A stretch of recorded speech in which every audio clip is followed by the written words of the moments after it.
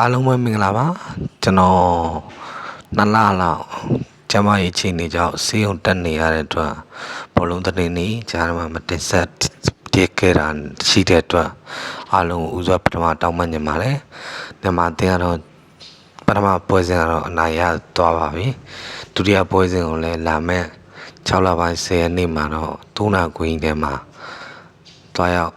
အားပေးကြဖို့အတွက်ဒီကနေ့နှိုးဆော်ပါတယ်ကျွန်တော်ကတော့YouTube ကပဲကြည့်တယ်ပုံများပါတယ်ကျွန်တော်ကျမကြီးမကောင်းတဲ့အတွက်ဒီမှာအတင်းလဲနိုင်ရမယ်လို့လည်းယုံကြည်ပါတယ်ဒီမှာအတင်းပြည်သက်တွေကလည်းအားမလျှော့ဘဲနဲ့အားပေးကြဖို့ပြောချင်ပါတယ်ဒီမှာအတင်းကိုဆက်လက်အားပေးဝင်ရကြပါကျွန်တော်ကမြန်မာနိုင်ငံသားတွေဖြစ်ပါတယ်မြန်မာနိုင်ငံမှာကြီးပါတယ်မြန်မာနိုင်ငံမှာမွေးပါတယ်နိုင်ငံခြားရောက်နေတဲ့မြန်မာတွေလည်းအနည်းဆုံးမိနစ်မှဒီကိုတရားအောင်ပါစေလို့ဆုမွန်ကောင်းတောင်းပါတယ်အားလုံးနေကောင်းကြမှာပျော်ရွှင်ချမ်းသာကြပါစေကြားတဲ့သတင်းတစ်ခုအနေနဲ့ကတော့ထိုင်းမကစားနဲ့မမော်လွယ်တင်ရကတော့ဘလူးဘွယ်တက်သွားပါတယ်ကျေးဇူးတင်ပါတယ်ဒါတော့မြန်မာနိုင်ငံမြန်မာတွေရဲ့အချက်တော်မုံတော့ခံတမ်းပါရဲ့ပုံဖြစ်ပါတယ်ဘာမီစပေါ့ကနေယူတော့တင်ပြတာဖြစ်ပါတယ်ဒီတပ်ပုံလေးတွန်းလဲ